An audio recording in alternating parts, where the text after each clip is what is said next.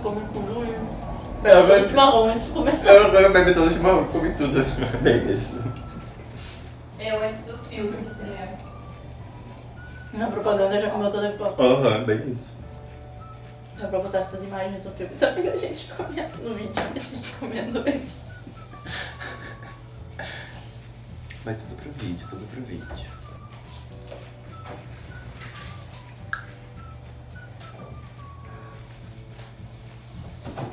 Já comeram tudo bom. Olha aí, ó. Sala que tem um ruim. É só passar uma vassourinha depois. Eu passo de novo a vassoura, porque eu ainda nem marquei ali. É porque amanhã, não, depois de amanhã é dia do poliamor, né? É hoje. Hoje? Hoje. Ah, então vamos lá, vamos. Amanhã é dia dos namorados, né? É. É que eu não sei se é hoje, mas eu vi na internet. Tá bem. Tá bom. Elétrica. Vamos começar de novo. Olá, amados, olá, amadas, e bem-vindos à estreia do quadro Chimas Convida e com bolo dessa vez. Hoje temos aqui uma convidada muito especial pra gente tratar de um tema que às vezes é muito tido como tabu na nossa sociedade e que acho importante sim a gente firmar uma pauta importantíssima no mês do orgulho, já que estamos em junho. Inclusive, hoje, segundo um post do Facebook, é o Dia Nacional Internacional do Poliamor, o que eu acho bem significativo, já que amanhã, dia 12, é o Dia dos Namorados aqui no Brasil. Enfim, vou pedir pra Nájila, uma grande amiga, colega de AP, colega de psicologia, tudo, se apresentar. Oi, eu sou a Nájila. Que mais que eu tenho que falar? Ai, fala um pouquinho de ti, né? Então, eu estudo psicologia com o Juan, moro com ele, por isso que estamos gravando esse vídeo na quarentena, isolamento social, né, galera? Por isso que a gente tá compartilhando chimarrão. E comigo. E com ela. E com a participante ali. Uma TO, você sabe o que é TO? Não. Um dia eu conto pra vocês o que é TO, daí eu chamo ela. Enfim, eu estudo psicologia aí com o Juan. Defendo algumas causas aí, que talvez o Juan também me chame e me convide pra gente falar sobre, né? A questão do proibicionismo, sou redutora de danos, também sou relações livres, então hoje fui convidada muito também para poder falar um pouquinho sobre isso com o Juan, pra gente poder conversar sobre isso. E é isso, anticapitalista. Perfeita. A Nájila foi a pessoa que, na verdade, me apresentou. Primeiramente, ela me apresentou as relações livres e depois disso eu comecei a minha introdução à não monogamia, que, na verdade, veio super ao acaso e eu acho que a gente vai poder falar um pouquinho hoje sobre isso. Então, sem mais demora, bora pro vídeo.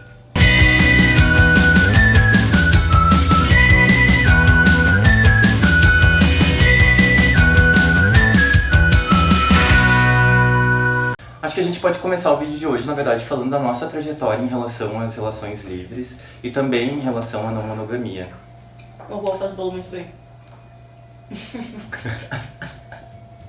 Precisava comentar isso, pra você. Ai, obrigado.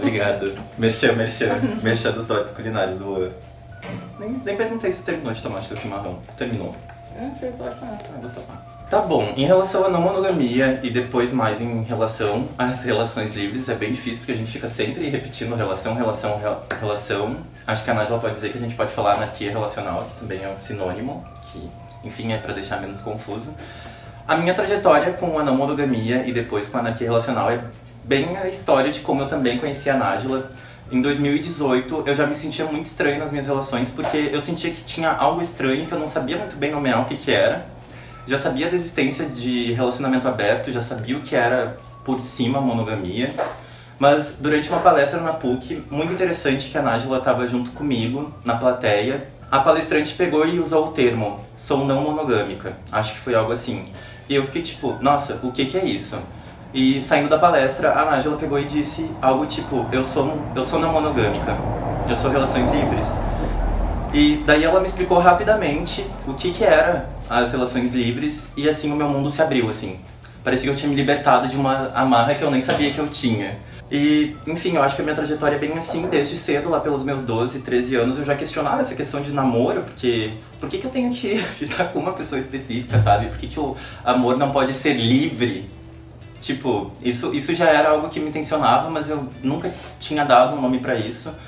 E, enfim, nessa palestra, quando eu também conheci e conversei, assim, mais com a Nájila naquele dia, eu finalmente compreendi que eu sou contemplado pela não monogamia e hoje, especialmente, faço esse recorte dentro da monogamia, que é as relações livres.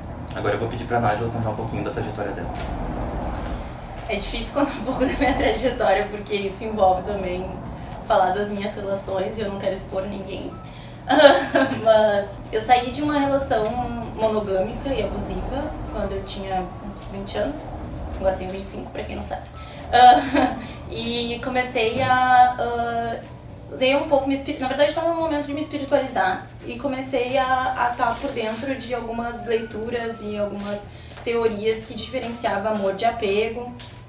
Então, li Osho e, enfim, comecei a pensar essa forma de não posse, né, das relações. Também, daí nessa época também comecei a entrar em contato também com o romantismo, com a ideia do romantismo tóxico, né, que é uma coisa que também é relativamente recente, né, mas da gente começar a questionar também algumas coisas que são incentivadas dentro das relações monogâmicas na nossa sociedade, que não são muito saudáveis, principalmente para a mulher, né, principalmente pro gênero feminino.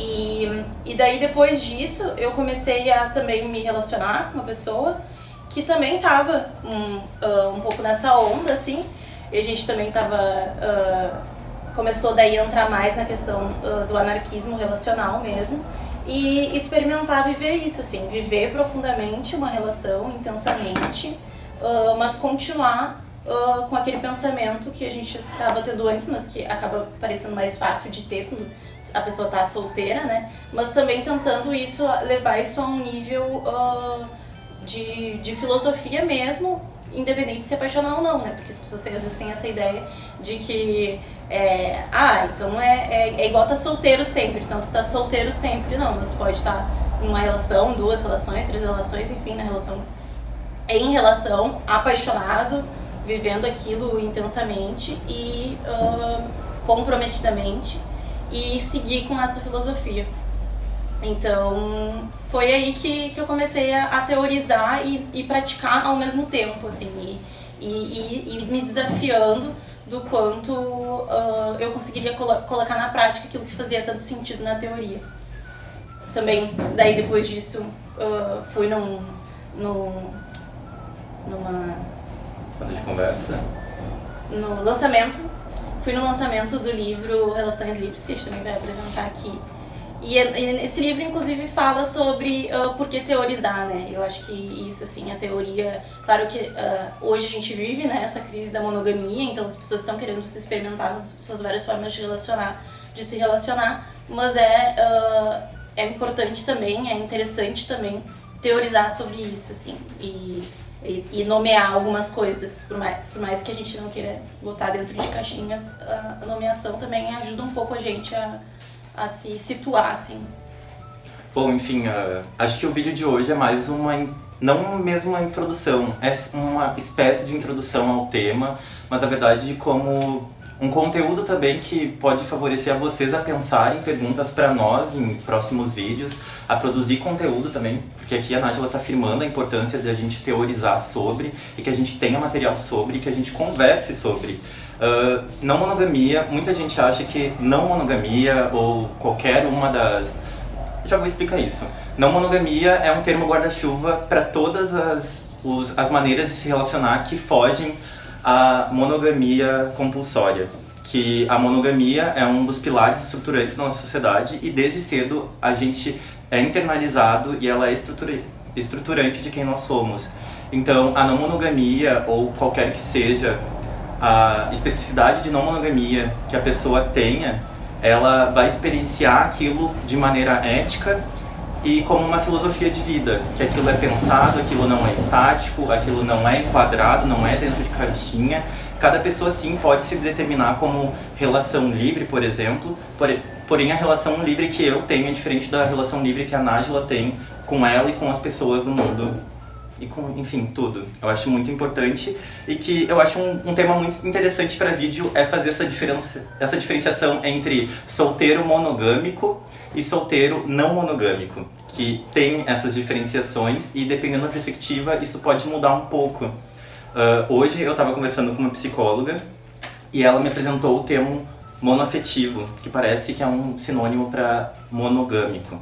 Então eu vou também tentar entender um pouco melhor sobre isso e fazer um vídeo sobre isso, para que as pessoas entendam esses contrastes. A gente nasce já com a teoria da monogamia em todos os lugares, né? Nos filmes, nas novelas, romance, nas instituições, né? A própria instituição de família.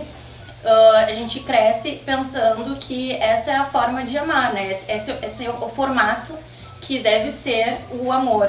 E, na verdade, esse é só um dos formatos, né? Que pode ser o amor. E ele tá em toda a nossa estrutura de vida atual, tá aí. Então a gente também tem que teorizar e pensar, conversar sobre esses outros formatos possíveis, né? Que acabam sendo uma resistência, porque não é o vigente, né? Não é aquilo que está vigente. É o que foge à norma que a nossa sociedade espere. E, enfim... Tudo começando a se questionar, né? Eu amo alguém e, nossa, não parei de me sentir atraído por outras pessoas. Será que eu não deveria ter parado de me sentir atraído por outras pessoas? Será que então eu não amo? Essa é uma pergunta que faria sentido se fosse natural a monogamia. E quando a gente percebe que começa a se questionar que não é bem como me disseram, eu continuo sentindo atração por outras pessoas, ou quando se vê de repente apaixonado por duas pessoas, a gente começa a se questionar de que daqui a pouco não, a monogamia não é algo natural, é também uma construção. Isso, a Nájila demarcou muito bem. Monogamia não é natural. A gente não é monogâmico. Se a gente voltar milênios e milênios, a gente não era monogâmico. Monogamia é processo histórico. É uma construção histórica. Então, quem afirma que a gente deve ser assim porque é algo natural, não. Porque essa coisa do que é natural na nossa sociedade é questionável. Qualquer coisa é construída. Uma construção muito relacionada com também o próprio capitalismo, a própria sociedade patriarcal, né? A gente também pode falar um pouquinho sobre isso. Qual é a relação também da monogamia com isso, né? Pensar a monogamia como um pilar de tudo isso. Muito eu vejo faltando essa perspectiva em relação à monogamia e o quanto ela é estruturante, como a Nájila já disse. Monogamia tem relação sim, é um pilar que sustenta uma sociedade patriarcal e capitalista. É também sim uma maneira de se relacionar com as pessoas que define gênero, um gênero bem binarista e que dá para pensar diversas lógicas que a gente reproduz e que a gente tenta abandonar hoje. Ela demarca sim. E, enfim, a própria construção da monogamia pode ser relacionada à construção de uma sociedade de classes, onde a gente tem gêneros bem demarcados, propriedade privada bem demarcada. Que tem todo o repasse da herança. Uma questão família. Pode trazer um pouco esse histórico, assim. Pode ser. A gente pode fazer um outro vídeo também para falar mais processual, mas bem resumidamente, assim, né? A monogamia teve muito a ver com ter certeza de que o filho era legítimo para poder passar a herança, as propriedades privadas adiante, né? Então, ela serviu muito, ela no início, ela servia para a mulher, ela era feita para a mulher. Até hoje ela é para a mulher. Para a mulher ficar trancada em casa, e aí o homem até poderia ter relações com outras pessoas, mas saberia que se aquela mulher, a oficial, engravidasse, o filho seria dele, né? Não seria um filho bastardo. Então veio muito com isso, assim. E aí teve todo um movimento de direitos iguais, e aí a monogamia só servia para as mulheres, teve todo um movimento de direitos iguais e de exigir que também servisse para os homens. E o que a não monogamia tenta aí romper quem sabe então a não monogamia também para as mulheres não seja uma forma de ter esses direitos iguais de uma forma muito mais libertadora. A gente é bem de esquerda aqui, a gente vai trazer sim essa questão e pensar sim marxismo e pensar a teorização de tudo isso, porque é isso. Os homens instituíram a dominação através dos corpos, assim, através da monogamia também. E enfim, até hoje a gente ouve, ele traiu porque é homem, deixa. Tipo, enquanto uma mulher é condenada até hoje por ter traído o seu parceiro. Isso não é incomum, a gente vê isso se reproduzindo aí na nossa sociedade hoje. Toda essa questão de também ter alguém que daí vai cuidar da casa e alguém que vai sair para trabalhar, e aí poder também né, também eu li uma coisa que eu achei muito interessante, que eu não tinha lido recentemente, o quanto a monogamia também serve a um nível de produção alto, a uma necessidade de alta produção, porque tu não precisa, se tu tem um relacionamento só com uma pessoa estável, aquilo não toma uma proporção tão grande na tua vida, porque tu não vai querer viver outras coisas, buscar outras coisas na relação, né, demandar energia também para outras relações, para estar vivendo novas coisas, enfim, tu vai poder dedicar pouca energia ali, casou quase nenhuma energia dentro do casamento. Acabou. E toda a tua energia pode ir... Pode trazer, por favor. E toda a tua energia pode ir pro trabalho, né? Então tu pode Obrigado. Se ocupar mais dessa área da vida do que da área dos relacionamentos, né? Já nem sei mais o que falar, porque a gente tá falando tanta coisa, mas tudo é tão importante. Tudo é importante. Tudo é tão importante. O amor aberto. Da relação aberta. Já começa a confundir tudo. Deu um nó já na cabeça do pessoal. Sim, gente, então isso. Era importante. Era importante. Eu ia fazer também, porque a monogamia se firma muito num contrato de instituições. A gente tem que sim tensionar a igreja, o quanto a igreja católica, assim, fazendo um recorte bem mais específico, ajudou a construir essa ideia do amor romântico, de um amor santificado, de mulher virgem. Da mulher virgem, do seu marido. E, enfim, demonizava também as putas, né? Porque, enfim, o homem pode, né? Depois mais eu vou falar sobre isso. Tem um capítulo de um livro que eu vou apresentar pra vocês que fala de um recorte entre o homem, a mulher e a puta. Que, enfim, a sociedade patriarcal, a sociedade de classe, ela se organiza em parte por isso. Falando uma coisa bem mais simplista, assim. Mas agora um tema que é super relevante, porque toda vez que eu entro nesse assunto sobre não monogamia, relação livre, seja lá o que for, sempre vai ter alguém que vai dizer: nossa, muito legal, muito evoluído, mas eu não conseguiria. O que tu acha disso? A Nájila não lembra, gente. Mas eu vou dizer a minha resposta, depois ela pode pensar um pouquinho dela. A minha resposta quando alguém vem com esse papinho de eu não conseguiria, eu dizia: mas eu não tô te pedindo nada, amor. Entendeu? Não tô te pedindo absolutamente nada. Só tô te dizendo que a vida toda te disseram que tu tinha que ser assim. E eu tô dizendo que não, tu pode ser outras coisas. Tu não precisa seguir a norma. Tu pode te desviar dela e construir uma nova norma. Aí a gente já tá indo pra um campo bem de psicologia social que eu acho que a gente pode fazer um vídeo sobre. Eu acho que quando uma pessoa fala isso, eu acho que tem algumas coisas que ela tem que se questionar de se ela não conseguiria, porque ela não conseguiria ver o outro, né? Ou se realmente é porque não é do interesse dela também tá participando. Mas normalmente a frase não conseguiria, eu não consigo ver o outro, né? Porque não é eu não quero, eu não conseguiria. Então, também pensar que a gente, relações livres, a gente não é como se nós não sentíssemos ciúmes, como se nós não nos apegássemos também, como se nós não sentíssemos medo, né? A gente também sente, eu acho que é importante pautar isso. Mas é exatamente banalizar e racionalizar algumas coisas para que isso não tome uma proporção de controle na vida do outro, né? Então, não quer dizer que a pessoa tenha que ser alguém que nunca vai sentir ciúmes ou que não sente ciúmes para viver a não monogamia. Eu acho que é só estar disposto a desconstruir esse sentimento, enxergar ele como não legítimo para o controle do outro. Assim. Como eu comecei dizendo, a gente não tá numa lógica moral aqui, a gente tá numa lógica ética. Isso é sempre pensado, isso é sempre problematizado, isso é sempre acordado. Eu vi esses dias um comentário que me incomoda muito, esse assunto me incomoda muito e eu fico puto mesmo com as pessoas que não sabem e ficam por aí falando merda. Será que esse vídeo vai ser censurado? Acho que sim, corta essa parte. Não, vai ficar tudo isso, gente. Ai, que bonitinho, ele brincando, morrendo. Eu vi um comentário que era o seguinte: tava vivendo uma relação aberta e nem sabia. Pra começar, tu não tava vivendo, pessoa que escreveu isso, ou se você é a pessoa que já escreveu isso alguma vez, tu não tava vivendo uma relação aberta, tu não tava vivendo uma relação monogâmica, tu tava simplesmente numa lógica monogâmica sendo traída.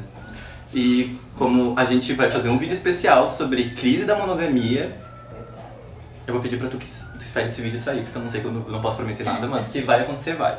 Porque às vezes essa ideia que as pessoas têm, né, das relações livres ou enfim, de qualquer relacionamento fora da monogamia, que é algo mais próximo à poligamia, né? Mas não é. A poligamia é não ter o consenso do outro e se relacionar com várias pessoas. A não monogamia, ela exige uma postura ética de que haja o consenso de todos os envolvidos, né? Uhum. E também uma outra ideia falsa que as pessoas têm é que essas pessoas que se dizem não monogâmicas têm múltiplos parceiros o tempo todo, né? São pessoas super adeptas à libertinagem, enfim, tem muitos parceiros o tempo inteiro. A gente tensiona o que é promiscuidade, o que é libertinagem. A gente eu acho tensiona. Ótimo. Eu acho ótimo.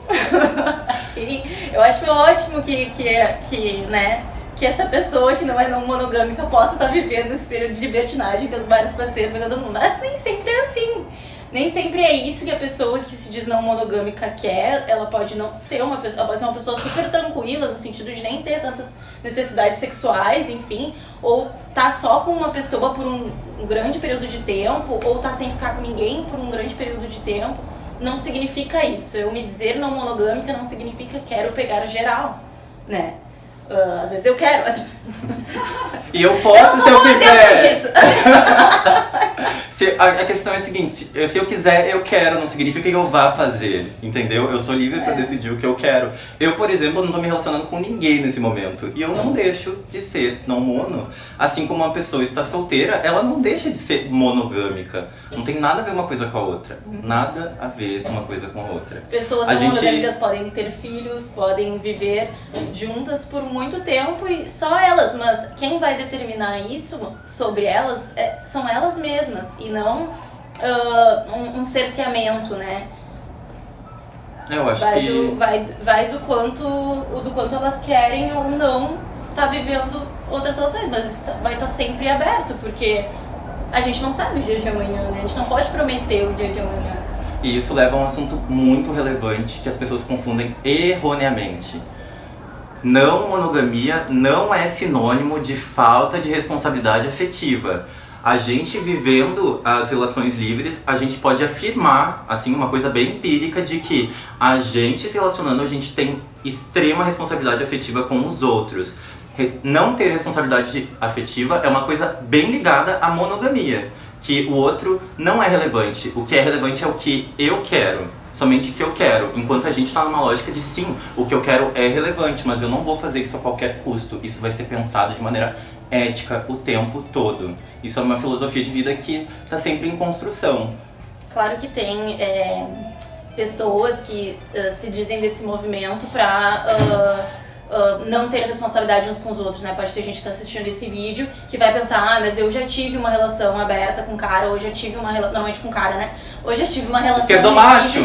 Eu já tive uma relação livre com um cara e foi extremamente traumatizante, né? Isso acontece de fato e as pessoas ficam, meu Deus, não posso com esse formato de relação. Mas isso tem a ver com a pessoa. Tem a ver com o homem.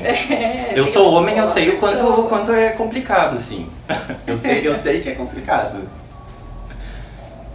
Claro que existe mais conversa, claro que existe mais transparência, tem que existir mais conversa, tem que existir mais transparência, tem que existir mais ainda, eu diria, responsabilidade e ética, porque aquilo que não tem um manual, né? A monogamia, ela tem um manual, ela tem os códigos. Quando tu convida uma pessoa a namorar contigo, tu tá convidando ela a aceitar aqueles códigos.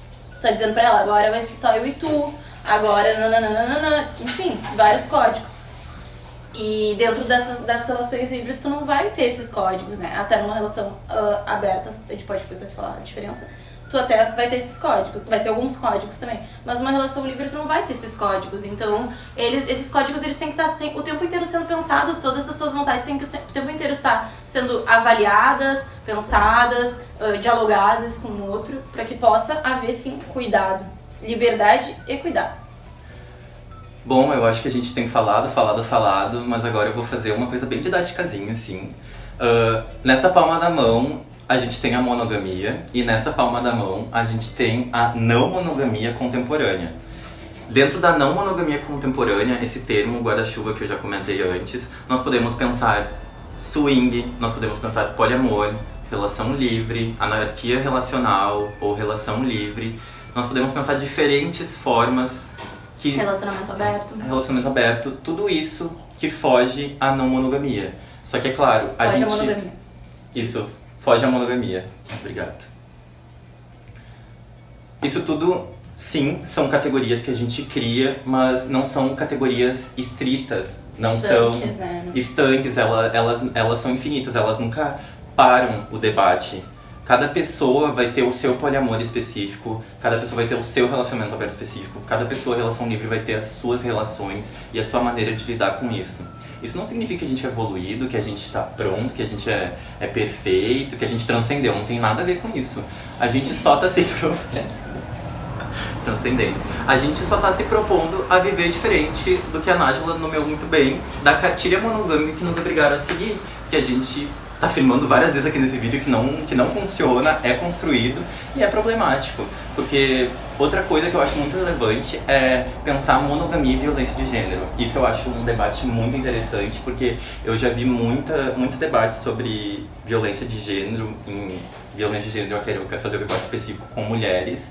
E o quanto isso perpassa, mas a gente não fala sobre as categorias de gênero que na verdade, a ideologia de gênero extremamente restritiva do que é ser homem, o que é ser mulher, tem em relação à violência de gênero. Eu acho um assunto muito relevante.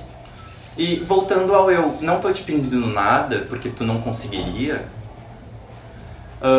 a Nájila e eu tivemos uma conversa muito interessante a questões de algumas minorias e a não monogamia. O quanto a gente não julga, a gente não condena pessoas que optam por viver suas relações de maneira monogâmica. A gente não condena. O que a gente faz é tensionar isso, porque tensionar é relevante.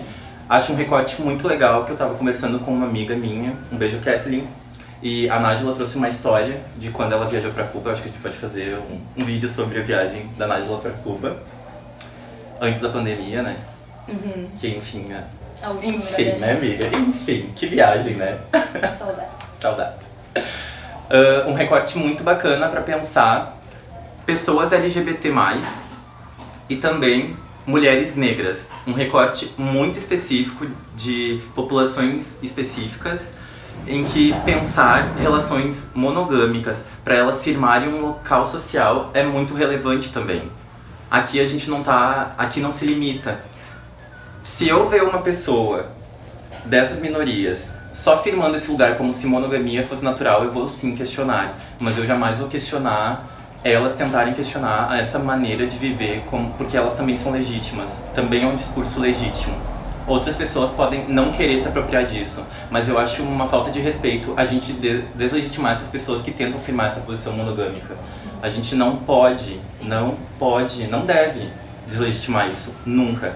Mas sim, a gente pode abrir um outro campo para tensionar isso, para que não seja um fim em si essas pessoas, que a gente pode ir além e pensar outras maneiras.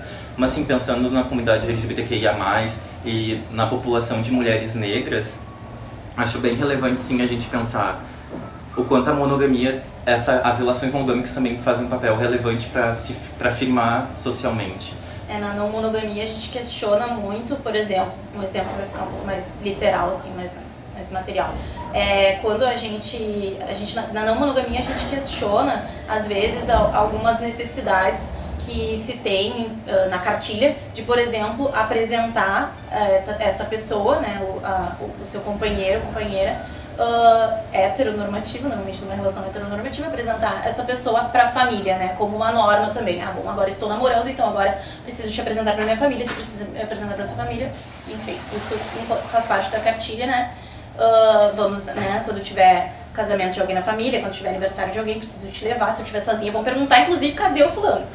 Então, a gente questiona isso, mas a gente sabe também que para algumas pessoas isso que sequer foi conquistado, né? Ainda há um movimento dessas pessoas não serem as pessoas que são apresentadas para a família, né? As mulheres negras ou relações homoafetivas. Então, tipo, as pessoas acabam querendo isso, porque foi algo que por muito tempo só as pessoas brancas e heterossexuais tiveram isso, assim. Esse direito, esse vamos direito, falar bem. Elas tiveram, a gente costume, pesquisa a lei. essa tradição, né? Isso tem lei, gente. Se a gente pesquisar aí, tem lei que proibia ou talvez ainda proíba homossexualidade. Então pode parecer até uma coisa de vergonha, né? Porque por muito tempo e até hoje, o que acontece é uma vergonha para te apresentar para a família, ou a família não querer conhecer a família. Então acaba sendo importante até para essas pessoas reivindicar disso, assim, né? E não questionar isso. Eu vou postar um vídeo da Winnie, não lembro agora o outro, mas é da Winnie, que eu acho que é uma militante negra, eu não conheço muito ela, conheci agora por causa de um texto que eu entrei em contato, que eu acho que é muito importante pra gente tensionar essas posições, de que a gente não deve deslegitimar esses movimentos. Ela, por ser uma mulher negra, ela faz esse recorte de o quanto a não monogamia é libertária para mulheres negras. A não monogamia já é extremamente libertária para as mulheres. A Nájila, eu acho que a Nájila tem a experiência de vida da Nájila pode dizer isso por si só, assim como a não monogamia em relação a mulheres negras também pode ser extremamente libertária. Mas em nenhum momento a gente vai deslegitimar aquelas que ainda acham necessário sim firmar essa coisa relacionada à monogamia, esse lugar, porque sim, é um lugar que eu considero legítimo.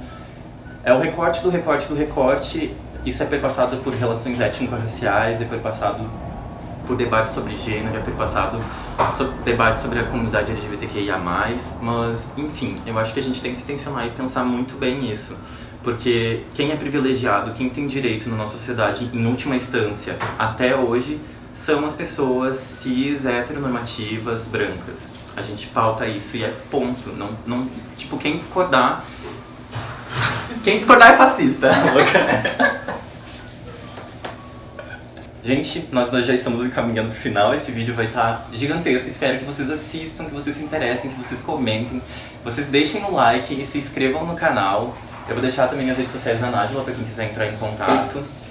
Enfim, vai estar aparecendo aqui em algum lugar, provavelmente as minhas, a dela eu não vou perder tempo. É bom que as pessoas que estão tentando questionar também essa forma de viver possam se sentir à vontade para conversar um com os outros, é muito bom essa troca de experiências. É necessário, é essencial, por isso que a gente pensa coletivo, essa é ponto. A gente pensa coletivo e a gente tem que tirar também um pouco isso do campo só individual. Não é... Tem uma questão do indivíduo, sim, mas não pode ficar só no indivíduo, tem que ir para além, tem que ir para uma questão coletiva, uma questão compartilhada para que a gente pense junto. Eu vou pedir para a Nájila fazer uma diferenciação entre monogamia, poliamor, relação aberta e relação livre, que são coisas diferentes. E daí eu também vou complementando conforme eu acho essencial. A gente vai pensar e criar, construir vídeos específicos do recorte, do recorte, do recorte. Vou tentar chamar outras pessoas, convidar outras pessoas para participar, para construir junto, para que a gente também pense que todo mundo pode falar sobre esses conteúdos, mas que a gente ocupa posições diferentes.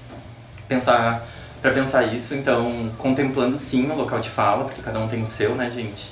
A gente está posicionado diferentemente em cada assunto. Enfim, acho que é muito importante.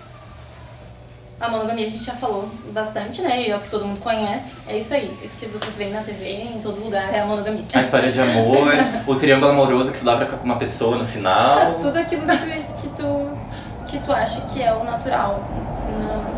Antes de começar a questionar quanto construção. Que né? te fizeram acreditar que era natural. E então, as relações livres, ela se propõe a que a pessoa ela tenha autonomia sobre as suas relações, tanto afetivas quanto sexuais. Então, a pessoa pode se dizer relações livres antes de estar em relação. Ela é uma filosofia em que a pessoa tem pra ela de que o amor que ela vai sentir por alguém, ou enfim, a relação que ela tiver com alguém não vai ser, não vai necessitar, e não vai acontecer, porque se não vai necessitar, não vai acontecer, de um cerceamento, né? Não vai impedir que essa pessoa esteja aberta para viver outras coisas. Então, as relações livres, ela fala dessa autonomia individual garantida, né? Não que não possam existir alguns acordos ali dentro da relação, mas a autonomia afetiva e sexual dessa pessoa vai ser preservada. Ela não abre mão disso por amor, porque para ela não tem nada a ver com amor. Só vou Sim. te dar uma cortada. Acho que, sintetizando a fala da Nájila, basicamente, relação livre há conversa, mas não há promessas. Isso a gente não promete, mas a gente conversa.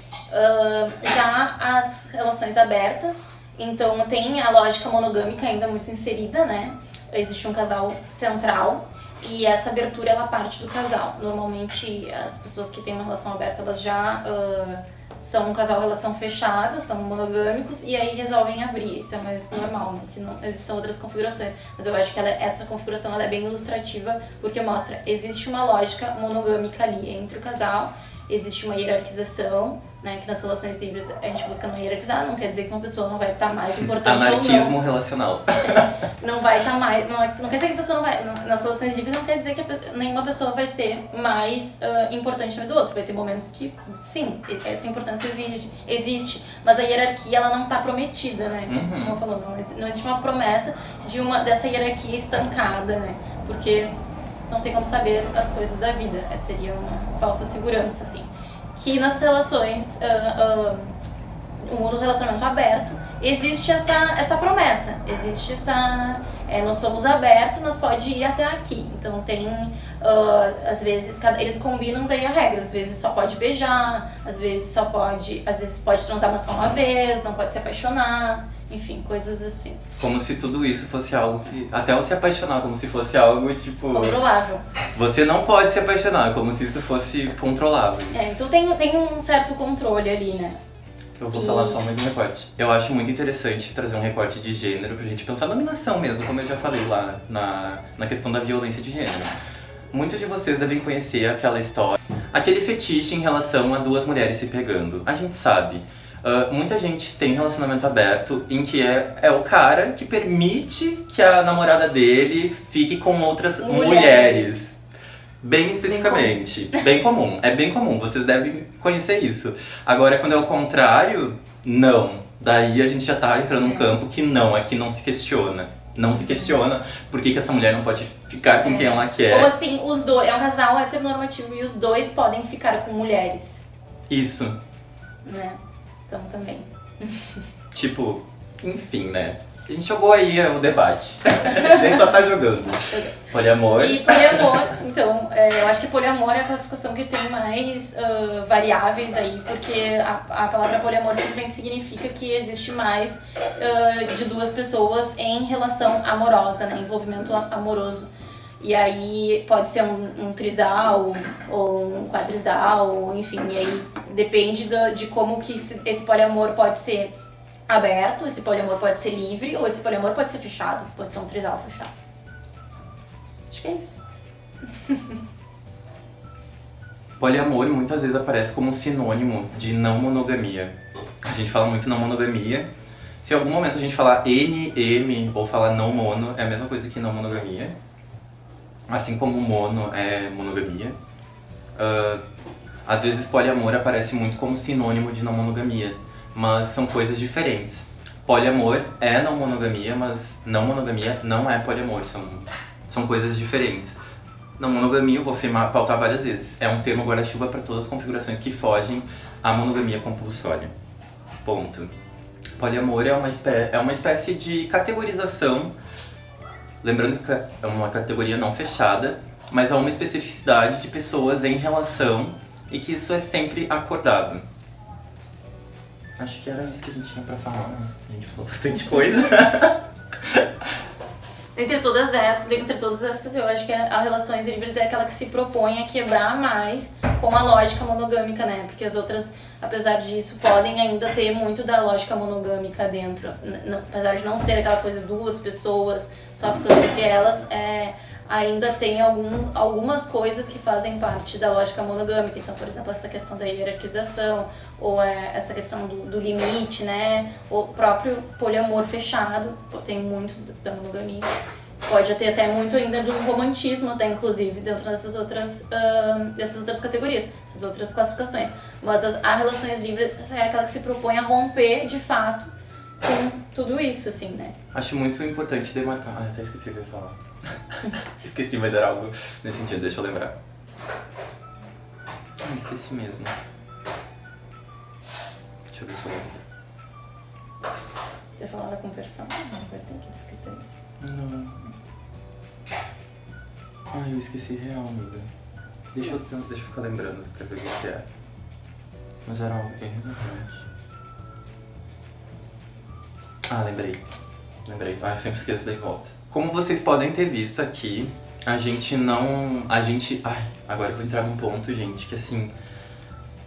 Eu fico muito chateado, eu fico triste mesmo quando as pessoas zombam do nosso movimento enquanto pessoas não mono e das coisas que a gente defende nos deslegitimam. Isso me deixa muito triste e real.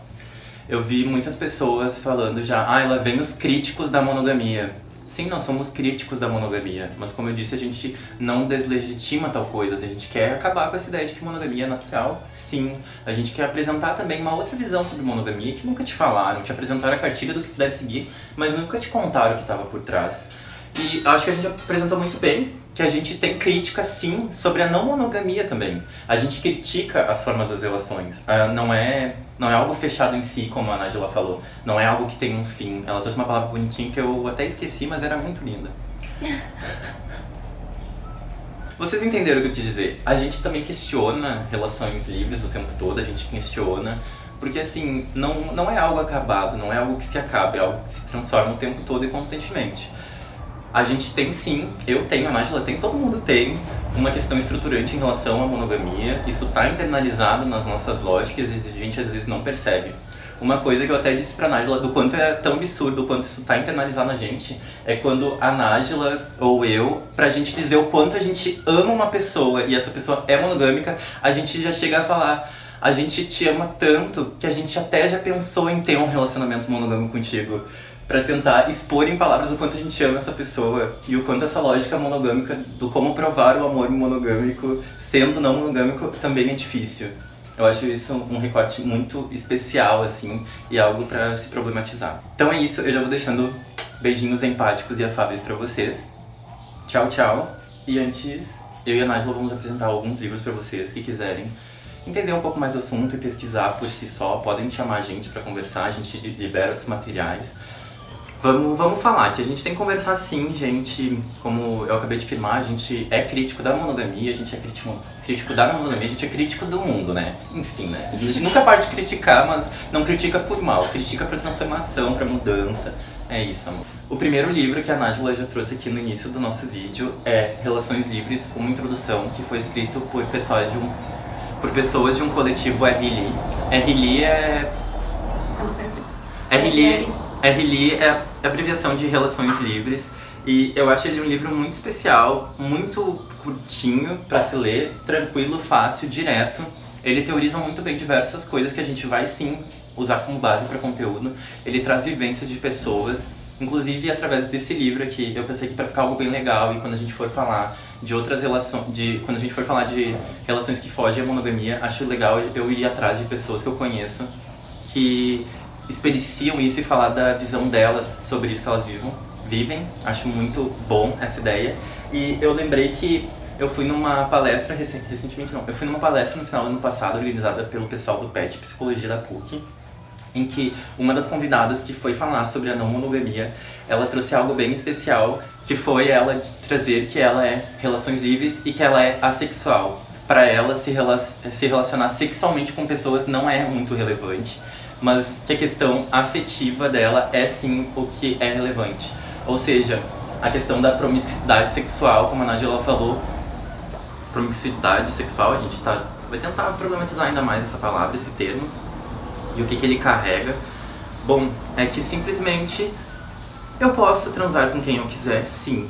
Não significa que eu vá ou que eu queira, porque, como eu acabei de fazer o recorte, existem pessoas assexuais e relação livre. Esse livro é ótimo, introdução. É o que eu indico pra todo mundo, assim, que tá querendo começar a teorizar sobre isso, tá questionando a monogamia, esse livro. E procurem também nas redes sociais ele pelo nome. O pessoal na verdade é um coletivo RLI. Aqui de Porto Alegre. Aqui de Porto Alegre. Ateliê 130, se eu não me engano. Não sei como estão as coisas lá, não entrei mais em contato com eles.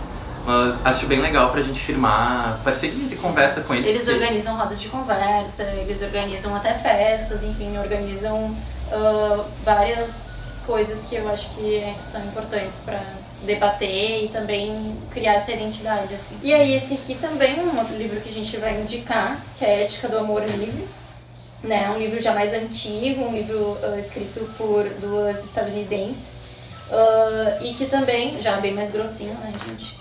Eu, inclusive, não terminei ele ainda, mas eu já indico que ele também vai falar muito, principalmente sobre a potência, né, de poder ser livre, afetivo e sexualmente. E ele vai falar, posso até dar uma lida aqui quais são os capítulos, né? Promiscuidade na prática, superando desafios, a paixão na promiscuidade, uma utopia promíscua. Enfim, ela vai usar muito essa palavra promiscuidade, né? Daí até o Rô pesquisou. A gente vai tensionar... Sim, eu pesquisei como a Nath tá falando. Desculpa, então. Não, mas fala que pesquisou o título, qual era o título em inglês? O título em inglês é The Ethical Slut, ou traduzindo a ética da promiscuidade, a ética da puta, a puta ética, não sei, mas a gente tensionou bastante por que escolheram amaciar o nome, na verdade, né? Ética do Amor Livre no português, acho que é porque já é um tema bem... falar sobre amor livre já é problemático e imagina botar o nome de um livro de A Ética da Promiscuidade, seria bem... Mas é de fato em como pensar essa promiscuidade, que na verdade tem muito mais a ver com a liberdade do que de fato fazer sexo com várias pessoas, e como ser ético, né? Como é possível ser ético dentro desse contexto de liberdade. Tirar esse caráter, essa construção mesmo do que é a palavra promiscuidade, né? Tirar esse caráter pejorativo de promiscuidade, até como eu disse, uma das possíveis traduções é a ética da puta, né? Como a gente tem movimentos que tiram a questão pejorativa do termo puta, ao dizer que putas são mulheres que se comportam sexualmente igual homens, né? Eu acho bem relevante. E o último livro que eu trago de indicação é um PDF que eu vou compartilhar para vocês, que é do autor Sérgio Lessa. O nome é Abaixo a Família Monogâmica. É um livro bem interessante que vai sim recortar a construção de uma sociedade de classe, vai sim tensionar a monogamia e vai sim falar sobre comunismo e capitalismo. Não sobre comunismo, mas sobre teorias marxistas, pós-marxistas. É bem interessante, eu recomendo muito. E vai trazer diversos recortes pra gente começar a pensar o que é gênero, como é que a sociedade se organiza, o que é família, afinal de contas. Isso são todos os debates que perpassam. Que deu, chega. Chega, tá bom. Tchau, acho que não tá nem mais Beijo, filmando gente. de tanto tempo. Imagina se não filmou. Imagina se não filmou. Imagina, parou de filmar já há 20 minutos.